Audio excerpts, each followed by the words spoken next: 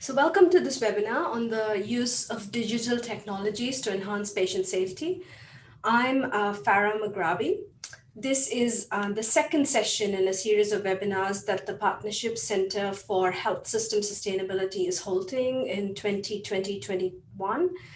Please submit your questions and comments during the course of the presentations, and we'll try to address as many as possible during the discussion at the end.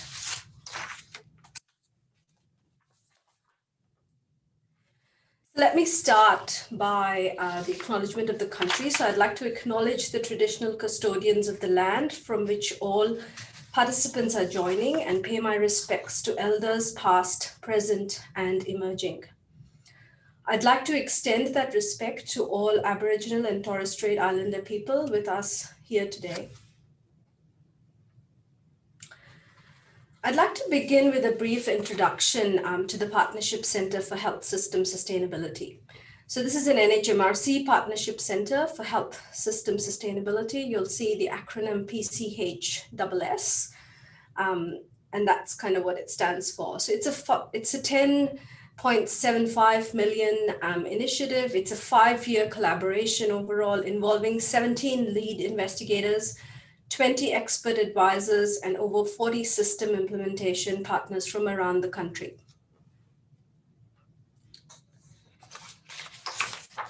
As you can see in this slide, it's a national grant. You can see that we have investigators and system partners that span all Australian states and territories and work in many different sectors, including academia, public health, hospitals, private health, health insurance, government, not-for-profit health sector, and consumers, importantly. The PCHS is guided by an international advisory group and a scientific advisory committee. And overall, it is overseen by a governance authority comprising representatives of the NHMRC and each funding partner. The vision of this partnership center is to produce research that contributes to the development of a resilient healthcare system, one that is affordable, cost-effective, and delivers improved health outcomes for all Australians. Our purpose is to generate and disseminate ideas and evidence to improve the performance of the health system so that it delivers care efficiently and effectively over the long term. We seek to maintain health system improvement in the real world by bringing together people who provide, plan, and need healthcare. This slide here provides an overview of the research areas as well as the overall structure. As you can see, there are 3 main research themes which address different aspects of health system sustainability. And we have an observatory on health system sustainability, which focuses on system evaluation and system change. It also provides an important role in managing the Partnership Center. The core research themes, and we have presentations from 2 of them, from the first one actually today. The analytics, technology, and shared data theme tackles important questions in informatics and healthcare using big data to improve care, diagnostic testing, and medications management. It also designs analytics to better guide healthcare decisions. Researchers in this stream are also examining telehealth, which has become very important for us in the pandemic. They're looking at how best it might be deployed and funded to improve healthcare across the country. The second research stream is concerned with reducing waste and low-value care. It's about finding ways to reduce wasteful care and low-value care, which we now know accounts for about 30% of all healthcare. So the goal here is to try to identify where we have waste and then to try to deliver that care more efficiently. The third and last stream is the better value for healthcare dollar theme, which covers major areas, including financial incentives to promote value-based care, priority setting, and decision-making in healthcare organizations. It's looking at the impact of markets, competition, and choice in healthcare, as well as the impact of a collaborative research program on cost savings and efficiencies in healthcare settings. And overall, as I mentioned at the beginning, the Observatory on Health System Sustainability conducts research on factors that affect the sustainability of health systems nationally as well as internationally. The observatory coordinates engagement with investigators, stakeholders, and funders, and it also facilitates wide dissemination and translation of all research outcomes. So you can see this slide it shows the network at the beginning of the partnership, which was in year one, in 2017, 2018, and you can see over the 3 years it's grown quite significantly. And it's kind of producing excellent research, which you'll kind of hear from today. And so with that, what I'd like to do is to conclude this brief introduction to the PCHSS. And before welcoming our main speakers today, I'd like to note that this is a second in a series of 5 webinars that the PCHSS is hosting until April next year. The next webinar is in February. It's looking at so it's entitled Not Yet Business as Usual, How Alternative Models of Care Changing the Health System and Healthcare. So it's going to be held on 23rd of February at 2 p.m. It'll feature Professor Rachel Puchbinder from Monash University, Dr. Tracy Tay from the New South Wales Agency for Clinical Innovation, and Professor Len Gray from the University of Queensland. And those registration details will be made available to you shortly. So with that, let me stop sharing my screen, and while Jo Westbrook gets her presentation up and going, I'll sort of introduce her. Our first speaker today is Professor Johanna Westbrook. She's going to speak on her research on the electronic medications management systems in Australian settings. She's going to discuss her findings from an innovative stepped-wedge trial designed to determine whether medication error rates significantly declined after implementation of an electronic medication management system in a tertiary pediatric hospital. So Professor Westbrook is a lead investigator of the Partnership Centre's Shared Health Information Research Stream. And she's also the director for the Centre for Health Systems and Safety Research here at the Australian Institute for Health Innovation. Her research has led to significant advances in our understanding of how clinical information systems deliver or fail to deliver expected benefits, and supported translation of this evidence into policy, practice, as well as IT system change. So welcome, Johanna. You need to unmute yourself. Thank you. Thanks very much, Farah. So it's great to be here with you this afternoon to talk about some of our research which has been investigating medication errors in paediatrics and looking at the role of technology. So medication safety continues to be an international patient safety challenge. The World Health Organization has made medication safety its current global safety challenge, and they have set a very ambitious target to try to reduce avoidable harm related to medication errors by 50% over the next 5 years. And they're about halfway through this challenge at the moment.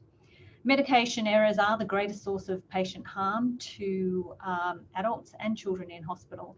And these cost the healthcare systems around the world enormous amounts of money, estimated at around $41 billion. We have some good evidence that technology can be very helpful in this area. And when you look at the business cases for electronic health record systems, medication errors and the savings associated with reducing those really is at the center of most of those business cases.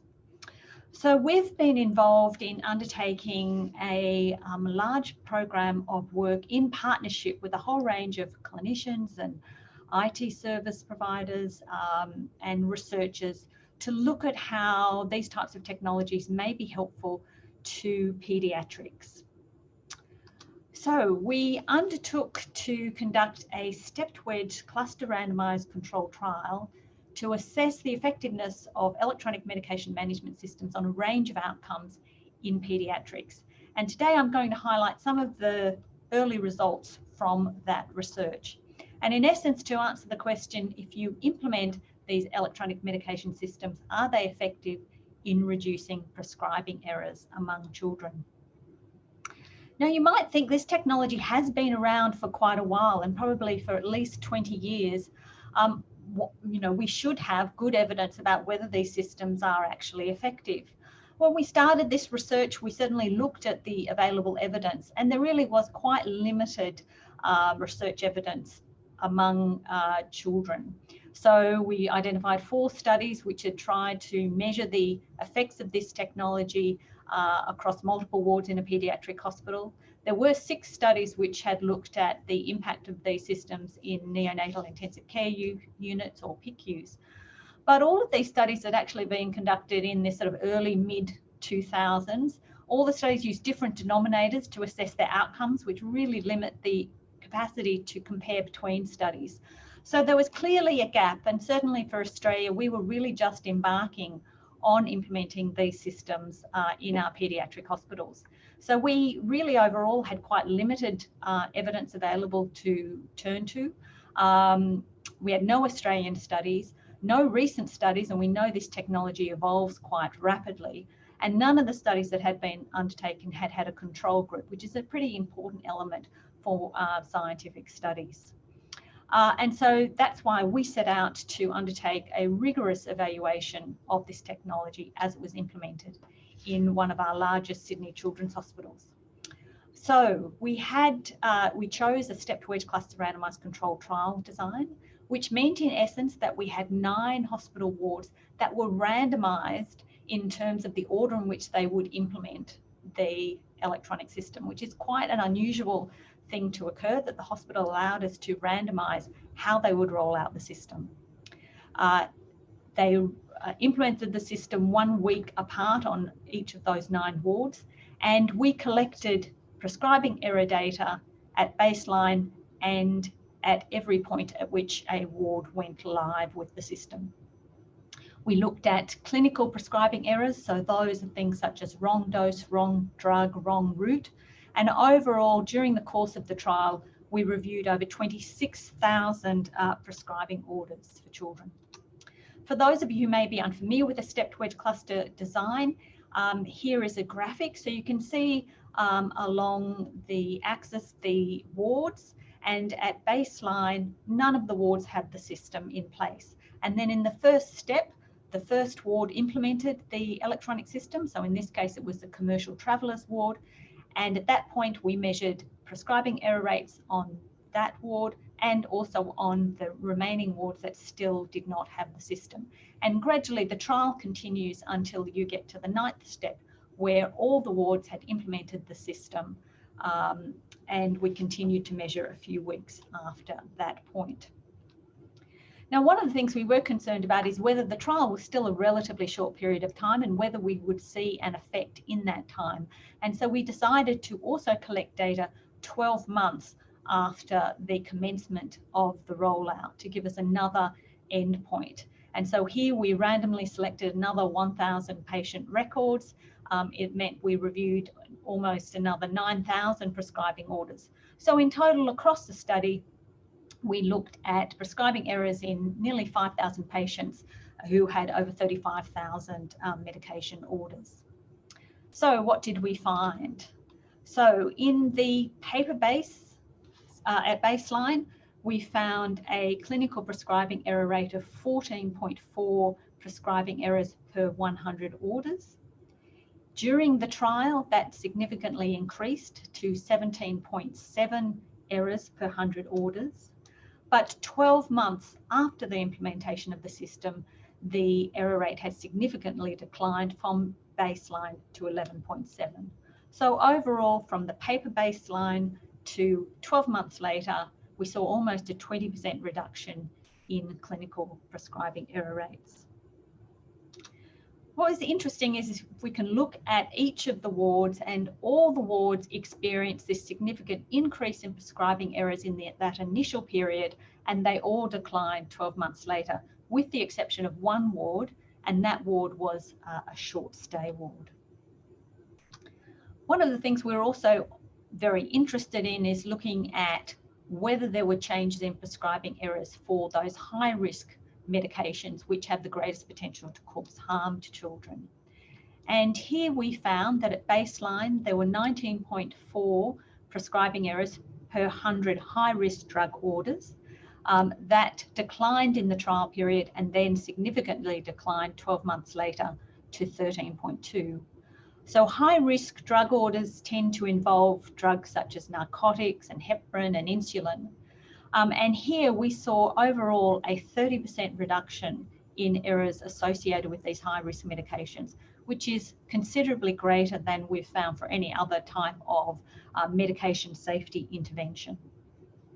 So in summary, these very early results indicate that we saw a significant decrease 12 months after the implementation of the system, 30% reduction in errors associated with high-risk drug orders. But we did see this very interesting increase in the initial period, and clearly we wanted to understand what was happening then. So during the trial, we also conducted qualitative interviews with staff. So we undertook over 120 interviews, and we interviewed staff in the week that they first had the system in place. Then we went back after they'd had the system for 3 weeks, 6 weeks, and 6 months. And here you can see a heat map of the types of issues that people raised at different times when we went back to talk to them about their experiences of using the system. And it's very interesting that you can see that in week 1, the types of issues that came up were very much a lot of concerns about having a hybrid system where half the hospital was on paper and other wards were electronic. There were concerns about the inexperience among the staff in how to use the system, and that people were learning how to use the system, and people raised issues about whether that was causing safety risks, and also issues around the fact that it was taking longer. People were trying to work out how the system would work, and therefore that also delayed giving medications to kids. As we moved along, you can see that some of these issues disappeared. So no one clearly was talking about having a hybrid system in the 6-month period, and people's experience with the system improved dramatically, so people didn't raise that. But there were new issues that arose. So certainly what tended to happen is that people started to talk about the fact that workarounds started to come into place in the 6-month period. So people had worked out by then what the system could do, and then work out what it couldn't do. And that's when people started to implement workarounds. We also saw that around the 6 months, people started to see that there were improvements in patient safety, and they started to report that they believed there were aspects of the system that were delivering safer care. And then there were those issues that really didn't change through the whole period. So people were always talking about problems with accessibility to computers, when the system crashed, the slow loading times and things. So these results were really useful to try to understand why we saw that initial increase in safety risks. And also it gave some information about how you might go about implementation and what are the things that needed to be focused on with future implementations. And all these learnings were taken forward as the second paediatric hospital implemented this system. They chose a different implementation plan, partly informed by these results. And full details of this work, which was led by Melissa Basari, are available here. There are many different and additional research questions that we'll be able to answer from the data that we collected. We also were looking at the impact of the system on medication administration error rates. We are measuring whether not only did we see a decrease in medication errors, but did we see a decrease in harmful medication errors. We are looking at the new errors that are introduced as a result of the system. And so we have some of the research team almost doing a forensic analysis of those errors which are still occurring now that the system is in place, and trying to determine the extent to which some of the design features of the system may be facilitating those errors. And of course, the last question is about, how cost effective are these technologies associated with reducing errors and the cost. One of the things that we've really found during this 5-year program of work is the importance of partnerships. of undertaking this work collaboratively with those clinicians who are at the coalface of using the systems, but also demonstrating to them how researchers can bring a new perspective.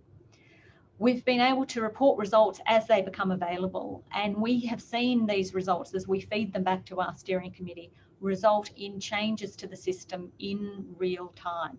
And sometimes these sorts of changes don't get captured in research papers, but they are being captured as we have these ongoing collaborations. One good example of some of this additional evidence that gets translated into practice in real time is the work that we found when we were undertaking the medication administration study. So we were undertaking observations of nurses as they were administering meds to kids. And during those observations, we also managed to see that there were many occasions where nurses were actually crushing medications which potentially could cause the nurses harm.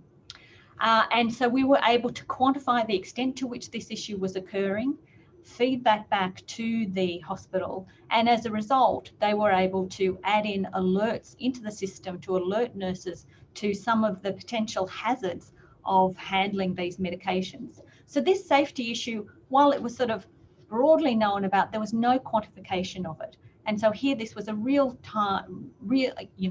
real time change to the system to improve safety. This shows you one of our researchers undertaking that direct observation of the medication administration process. We observed over 300 nurses during the study as they prepared over 5,000 drug doses to children. And we compared the observational data with the medication administration data recorded in patients' records to determine the rate of medication administration errors. But we also were able to look at the procedures that nurses undertook. And one of the safety procedures that we observed was the double checking process. So in paediatrics, a large majority of the medications need to be double checked by 2 nurses. And this is a safety precaution. So one of the things that we were able to look at in this study was, does double checking actually result in fewer medication administration errors? And the result we found was rather surprising, in that we found that double checking didn't deliver the safety benefits that really everyone assumed it was delivering. So here is the results of the study, which looks at the odds ratios associated with double checking. And we found no association between double checking and the occurrence of a medication administration error or the severity of those errors. We're also able to estimate from this direct observational study the costs associated with actually requiring there to be a second nurse available to check. And it's probably around about $2.7 million spent each year on the provision of those second nurses to allow this procedure to take place. And these results really are also consistent with the systematic review we did, which tended to show that there really isn't a lot of evidence around internationally to demonstrate whether this double checking actually makes a difference. And yet it is a safety process which is embedded around the world in most hospitals, and certainly frequently used in paediatrics. And so this is another benefit from this research in generating another area of investigation to demonstrate whether we could potentially be using these resources in different ways to improve patient safety for children. Finally, I wanted to also just touch on the cost effectiveness side of this research. So often when we're looking at the cost effectiveness of these types of interventions, we focus very much on the costs to the health system. And we also wanted in this study to investigate the costs for families. What does it cost a family member to have a child in hospital? So we undertook a census survey of parents and carers with children in hospital, and we asked them questions about the amount that they had to pay on parking, costs associated with having other children minded while their second child was in hospital, costs associated with travelling to the hospital. And overall, we were able to estimate that for every day their child is in hospital, it probably costs the family around about close to $600. And so if we can prevent a medication error from occurring, which allows a child to go home earlier, it also has financial implications for the family, as well as saving the health system money. So we're going to be using this data in our overall cost effectiveness work.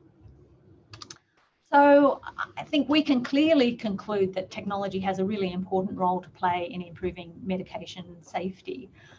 But this research is really crucial to determining how we can really optimize this technology, how we can improve the way and safety of the way we implement these systems and improve the design. And what is absolutely critical is working in partnership between researchers and clinicians to really achieve these outcomes. Thank you very much.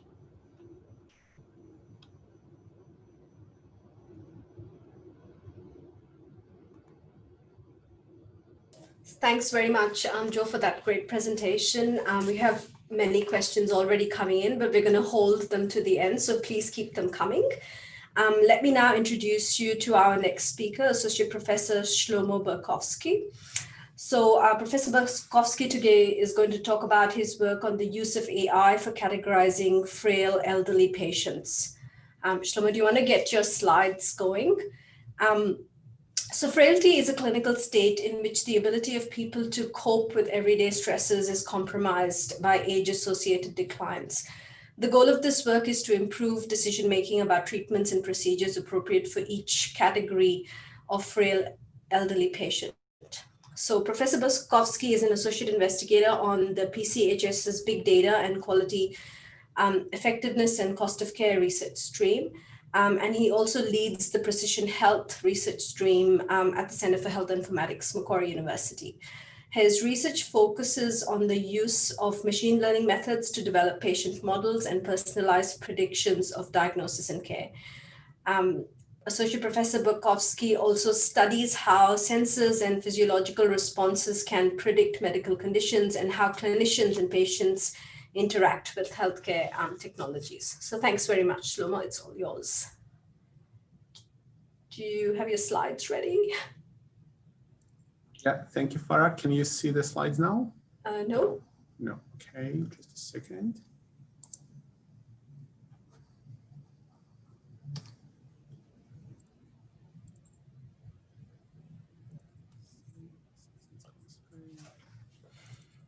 Okay, you should. All good. Just Full screen now? So go to the slide presenter view. Yeah. It's still showing the notes. Okay, sorry for that. Just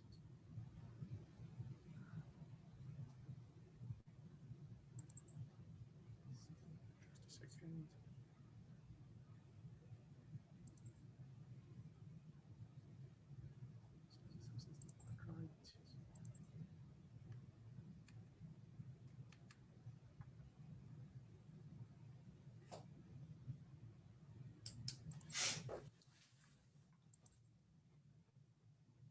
All right, is it full screen now? Yeah, all good. Okay, fantastic, thank you. Sorry for this hiccup. So thank you for this opportunity to present. I'm Shlomo Berkovsky. I'm from the Australian Institute of Health Innovation here at Macquarie. I'll be presenting our project on data-driven clustering of frail patients. The project is done in collaboration with ACI, the Agency for Clinical Innovation. And I should say the project is at reasonably early stages these days.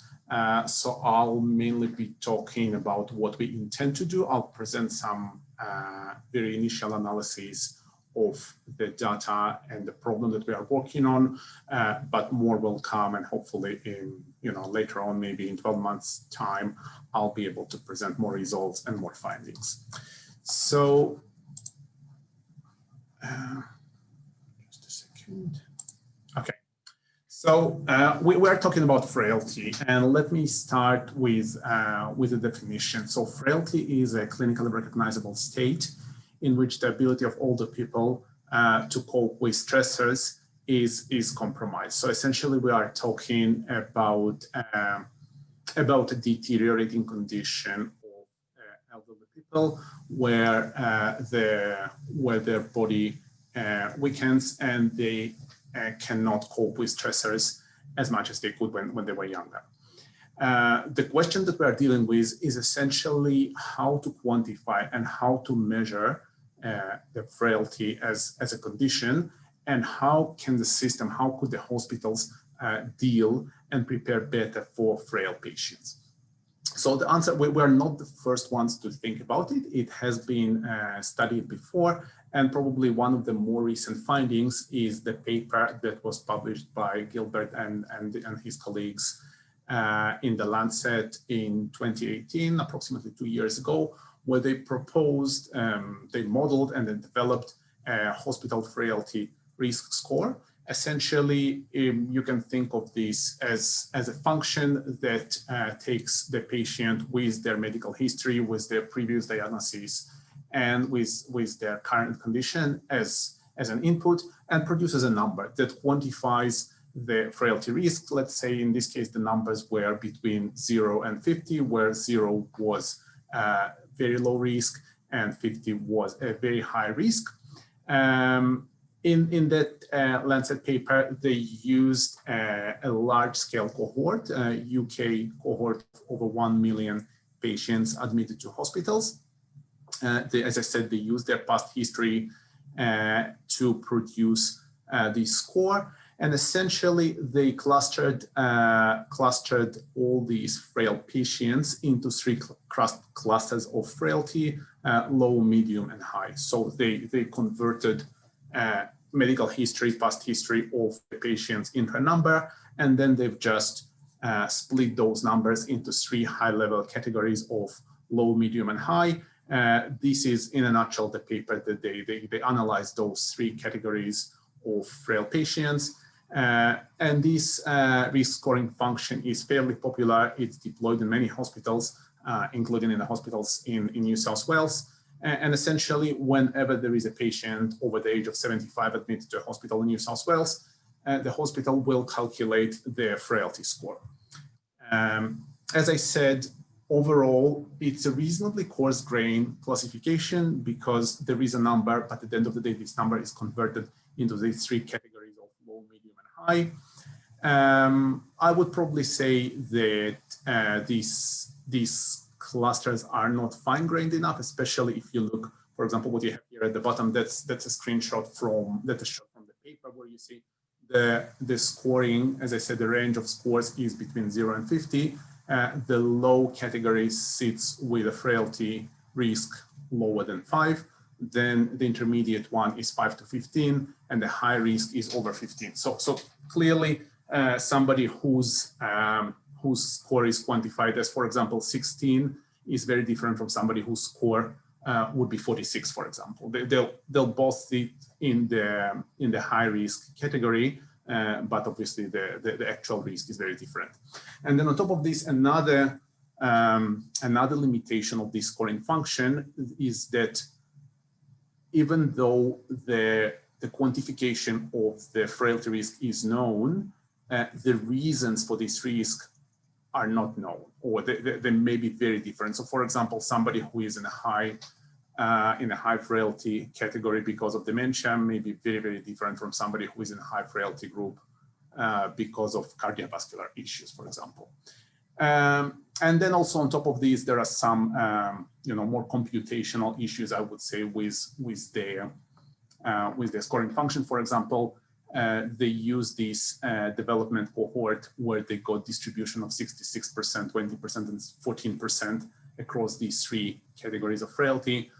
Whereas in another cohort, they call validation cohort, smaller cohort, they obtain different distributions. So, as far as I can say from the computational angle, there are some issues that need to be addressed. And then on top of this frailty score is probably not sensitive enough, not fine-grained. So we embarked on this project where essentially we wanted to refine these clusters of frailty and then to identify which procedures are appropriate for every cluster or every subcluster of frailty.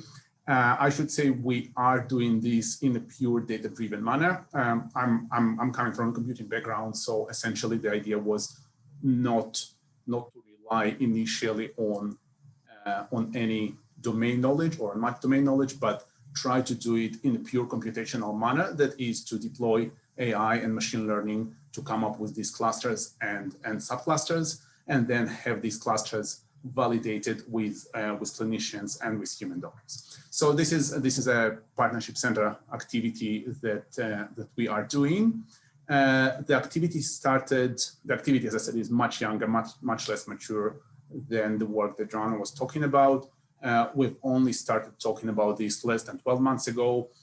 We obtained the data probably around 1 month ago only. And what I'll be presenting now is the first initial findings of what we observe in the data, what we essentially see in the data. So a few words about the design of the study. So what we are doing is a retrospective study of patients over the age of 75 admitted to New South Wales hospitals. We've obtained their data as it was linked by Cheryl, and we linked three large databases that New South Wales Health maintain. One is the APDC, the Admitted Patient Data Collection, a very large data set of hospital admissions. Again, we focused only on patients over the age of 75. The second one is EDDC, which is emergency presentations, essentially. And the third one is the Register of Birth, Death, and Marriages, to understand who of these patients passed away and when, so that we can adjust our analysis accordingly. We have submitted ethics application to access this data, which was approved in May this year. And as I mentioned before, the data was only obtained last month, so we are showing the first initial results. I'll run you through the data that we have, just to give you a very, very high level idea. So altogether, we have a little bit over 12 million hospital admissions in APDC, and a little bit under 5 million ED presentations in a data set. Altogether across the two data sets, the APDC and the EDDC, we've got around 770,000 patients. And the data set goes back for about 11 years.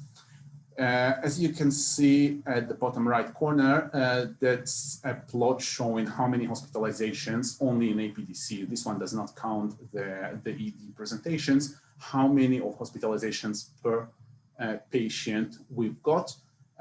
So you can see that it's obviously a long tail. So we have a few patients with really many presentations, and most of them will sit somewhere, say, under the 10, under the 12 mark, with a hum being at 6, 7 presentations. And then the bar over 30, it basically means, all the rest. So it can go up to, if I'm not mistaken, around 50. That was the highest number that we observed.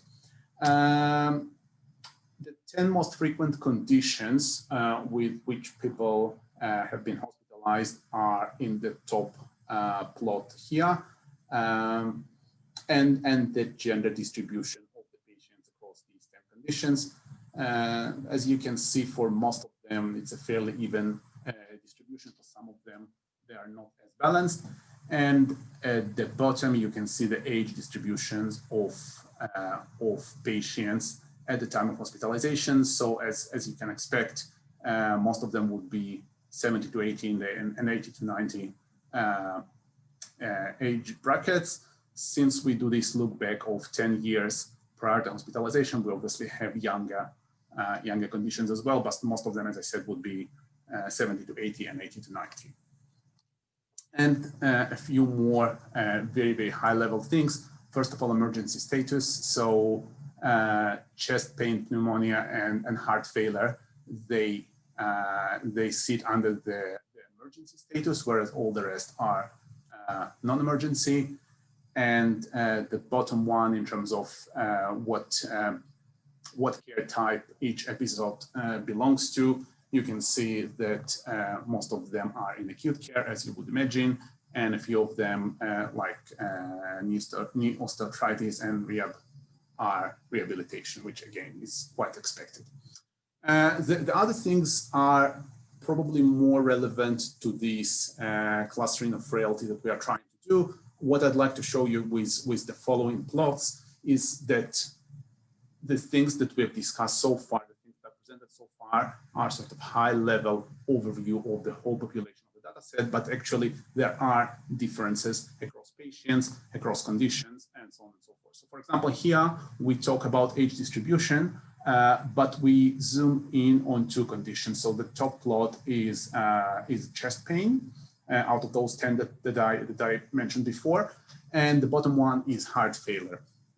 So you can see, even though the shapes of these two plots are similar, you can see that the difference sits in the categories. As in the top one, you see most of them sitting in 70 to 80 age bracket, whereas the bottom one, it's 80 to 90 and going, so essentially the bottom one is shifted to the right compared to the top one. So there are differences in the age of patients with these two conditions, chest pain and heart failure. Here is another thing that can make a difference: length of stay. So for chest pain, we see again this long tail distribution where something like 73% of patients are hospitalized for 1 day, and then it dwindles down, and you can see very, very low numbers, say over 10 days. Whereas if you look at pneumonia, then you can clearly see that it's distributed kind of much nicer, much flatter than chest pain, with say the first 4 or 5 bars sitting around the 10% mark, maybe 6 sitting around the 10% mark, and then it flattens out, but flattens out much slower. And obviously the tail would be much longer. You can see, for example, that the last bar of over 20 days is much greater than the top plot. So there are differences again between these two conditions, and you can see sort of a similar behavior with another variable, which is time in ICU with chest pain and pneumonia. Again, you can see with chest pain, the plot is much heavier on the first two bars of under 24 hours and 24 to 48 hours, whereas pneumonia, it's again flatter and longer. And we can even look a little bit deeper. For example, here, what we have done, we have compared time in ICU with chest pain as the main reason for hospitalization. But then we looked at 2 different age groups, where the top one is 60 to 70 years old, and the bottom one is 80 to 90 years old. And again, you can see differences, probably not as pronounced, but you can see some differences across the 2 plots, which basically suggests that we can look into finer differences between these clusters of patients. So just all these plots were just to give you the flavor of what we want to do. And essentially now we have started the analysis, and there are 2 questions that we'll address. First question is how to refine clustering of frail patients, what I alluded to earlier. We will use here a machine learning method called agglomerative clustering, where essentially we will start with every patient being an individual cluster, and then we'll iteratively combine similar clusters as long as we can combine. Of course, as long as they're similar enough, we'll combine them, and eventually we'll converge into a number of clusters that we expect to be anywhere between 10 and 20, not the 3 clusters that were there before. And the second question following this one, and of course, once we do it, we will have those clusters validated by clinicians and geriatricians in terms of, in addition to computational metrics, which would be about the coherence of those clusters and differences and similarities within the clusters. And between the clusters, we'll do all those things. And then once we are happy with the computational metrics, we will also do analysis by domain experts, by clinicians and geriatricians, and we have a few of them on the project. And following this one, we'll continue to the second stage, where we'll try and understand again in a computational data-driven manner which procedures are and are not done in each of those clusters. So again, I won't go deep into the technical solutions, how we'll do it, but we'll deploy what's called supervised machine learning algorithms. In a sense, we'll be looking for those common procedures that happen within subclusters, and other way around, we'll look for anomalies, unusual, uncommon things, again, that are not observed very often within those clusters, aiming to come up with those groups of common and rare procedures within every cluster of frailty. And then kind of in terms of the methodology, we'll probably follow the same pattern, where we'll first do this as a computational exercise, and we'll see what the algorithms produce. And then we will have the findings of the computational methods validated by clinicians to make sure that they make sense with respect to their domain expertise and domain knowledge. So again, we'll validate by clinicians. So this concludes my presentation. And yeah, very happy to open this up for discussion. Well, thanks very much, Shlomo, for that great presentation. We might just give you a minute to catch your breath and start to work through. We have a whole bunch of questions here that have come in from the audience. So Joe, the first question here is for you. The questioner is asking about workarounds. So have the workarounds introduced new errors? Is there a way to plan for this in the implementation design? Thank you. Great question. So the interviews with staff during the rollout period gave us some insights into some of the workarounds that they were experiencing. But I think particularly our work looking at the system-related errors is going to give us the answer to that question: do workarounds produce new types of errors? And so that's really, often we've found that workarounds relate to the fact that people often have to do things in slightly different ways, or they have new tasks which they didn't have to do in a paper-based world. And that can lead to, you know, errors because people are learning how to do things in different ways. In terms of the system-related errors, we're sort of finding that there are, to give you a concrete example, so for example, people might be selecting from a list where it asks them for a type of information which they often didn't have to provide in quite as much detail when they were writing it on paper. So when someone's ordering an IV, the top of the list of the different types of IVs is bolus. That's always at the top. And so when people aren't quite sure, they're almost using that as a default, which means that we're getting a lot of bolus IVs, which aren't always appropriate for some medications. So that's an example of a system-related error. And are all workarounds bad, or are there any good workarounds? Oh, I think people are incredibly creative. We've got very bright people on the wards, and sometimes they come up with really ingenious processes that do make things work well. And so certainly not all workarounds are bad. Cool, thanks. So I might do the next one for Shlomo. So how do you expect your findings might affect clinical care in hospitals and other settings? Will the clustering information be available to clinicians, and how would you make that available? Yeah, absolutely. So we do intend to make the information, the clustering results available to clinicians. And I guess the sort of the low-hanging fruit here would be to come up with a better clustering and help hospitals to prepare accordingly. So essentially, if there are patients, it will not be just, you know, frailty risk is high, but there'll be more like, okay, frailty risk is high because of cardiovascular conditions, and these are the procedures that are likely to be needed, and these are the resources that are likely to be needed. So essentially, on admission, there'll be more precise information, and hopefully it will help the hospitals and then the system at large to accommodate better for those patients being admitted. And how would you provide that information? Like, would it be a new tool, or would it be automated as part of the EHR? I would say, you know, I don't think it's a new tool as a brand new tool. It can potentially be integrated into existing tools, and this will just provide to the clinicians a more fine-grained information about a patient. So in a sense, like, a patient like these have been hospitalized for this duration, and they require these resources, and they spend this amount of time in ICU and so on and so forth. So essentially better predictions for patients. Thank you. So Joe, the next question is for you. The questioner is commenting that the results are very compelling.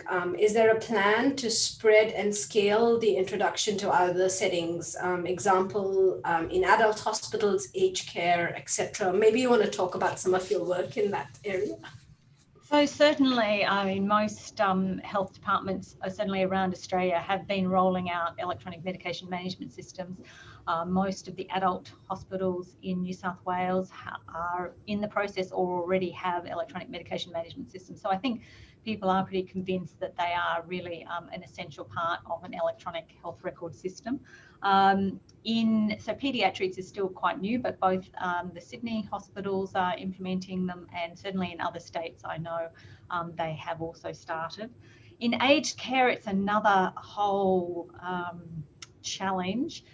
So certainly increasingly medication administration systems are being implemented in aged care facilities. So these guide the administration of medications to residents.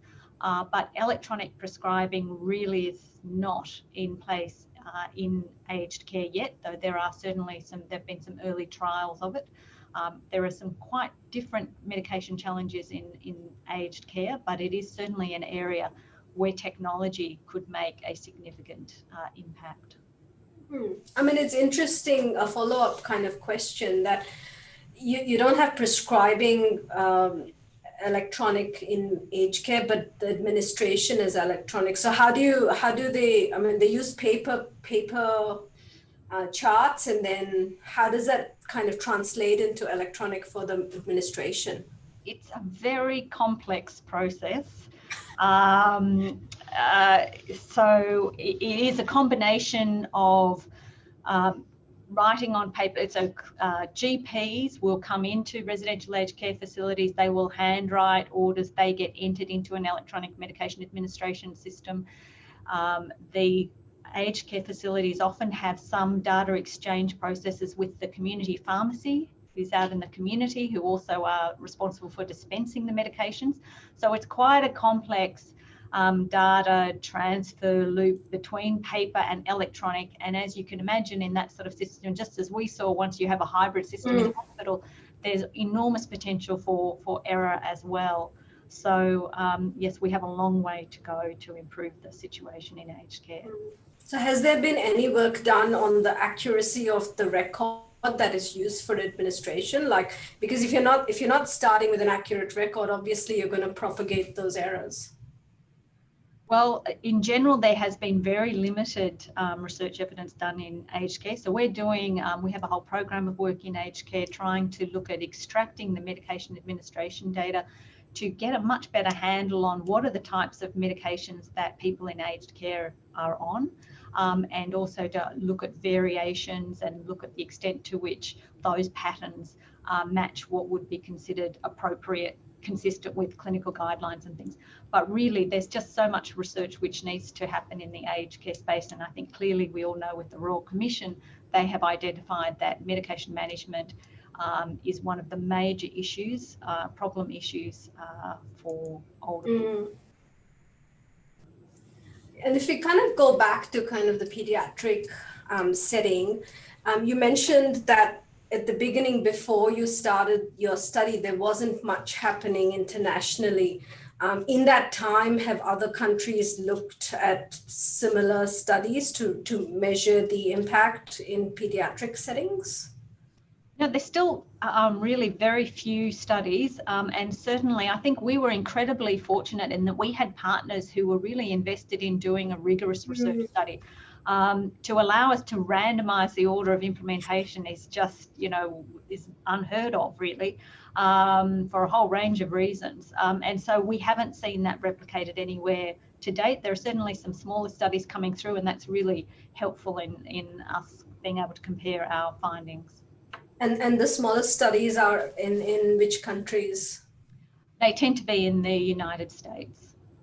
Okay, yeah. And you mentioned that the findings from this implementation then were used to inform the implementation in the second site. Can you talk a little bit about what they did differently in the second site?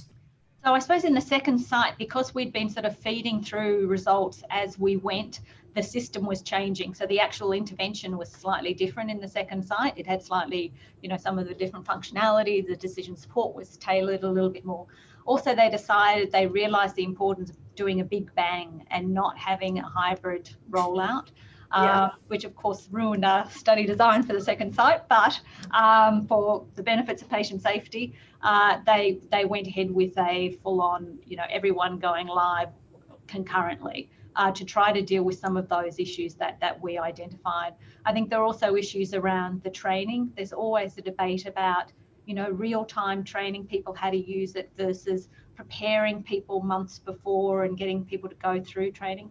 It is incredibly difficult to get clinicians engaged in training when the system's not there yet. But I think some of our results, really emphasised how important it was that people understood what the system could do right from day one. Right. And are you going to be measuring errors at 12 months at the second site as well? Yes, we have embarked on that. It keeps growing a bit like Topsy, because every time we present a result, then people will say, oh, but what happened? What might happen in 12 months? And is it the same? And so we actually have embarked on the second site, doing the pre and post. And also we're going to do another follow-up of our first site as well. Wow, fantastic. Yes.